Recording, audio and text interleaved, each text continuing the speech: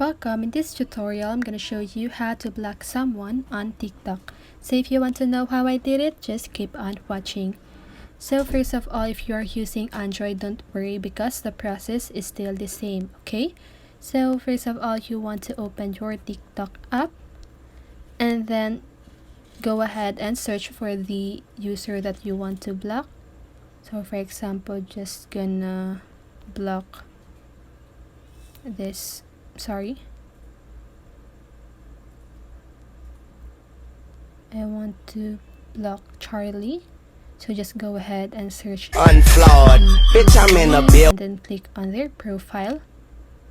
And then here you can see the three little dots on the upper right corner of your screen. So just want to click on that.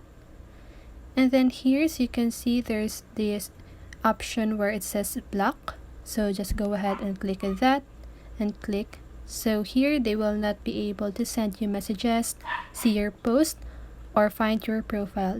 This doesn't include extended scenarios like multi-host live streams, duets posted by others, or group chats you both participate in.